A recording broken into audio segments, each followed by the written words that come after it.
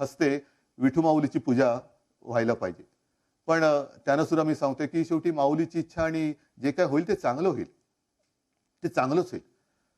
आणि हे चांगलं करण्यासाठीच मला पुन्हा एकदा सगळ्यांची साथ सोबत आशीर्वाद पाहिजे, प्रेम पाहिजे. आजपर्यंत तुम्ही मला भरभरून प्रेम दिलत. जे जे मी तुम्हाला सांगत आलो ते तुम्ही ऐकत आलात.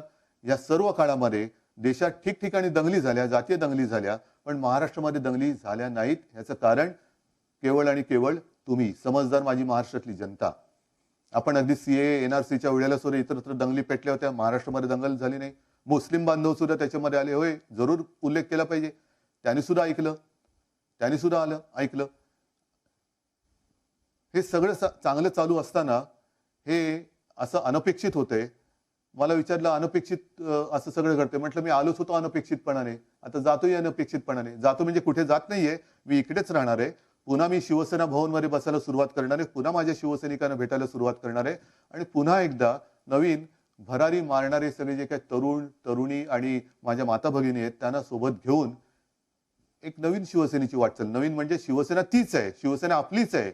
शिवसेना कधीही आपल्यापासून कोणी हिरावून घेऊ शकत नाही, अजिबात नाही. ना शिवसेना हिरावून घेऊ शकत, ना तुमच्यापासून आम्हाला ठाकरे कुटुंबियांना कोणी हिरावून घेऊ शकत. आपण इथेच राहणार आहोत. आणि जसं मी माझ्या मुख्यमंत्री पदाचा आज राजीनामा देतोय त्याचप्रमाणे मी माझ्या विधान परिषद सदस्यत्वाचा सुद्धा राजीनामा देतो आहे. कारण मी पुन्हा येईन असं बोललोच नव्हतो, तरी सुद्धा मी आलो होतो. जिथे मला जायचंच नव्हतं तिकडे मी गेलो होतो. आता मी आहे तो तुमचा आहे, तुमच्या सोबत आहे.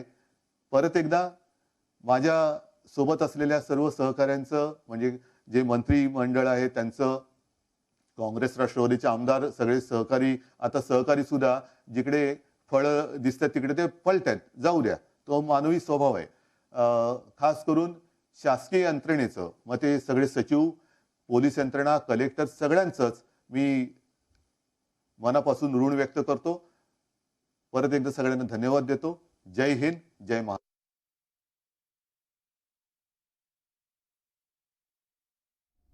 तो बड़ी खबर आपको बता दें, उद्धव ठाकरे ने सीएम पद से इस्तीफा दिया। उद्धव ठाकरे ने किया फेसबुक लाइव, आवाम से खिताब किया और सीधे तौर पर सीएम ने अपने इस्तीफे का ऐलान कर दिया। तो बड़ी खबर आपको बता दें, महाराष्ट्र सियासी बहरान को लेकर उद्धव ठाकरे ने अपने इस्तीफे का ऐलान कर दिया है।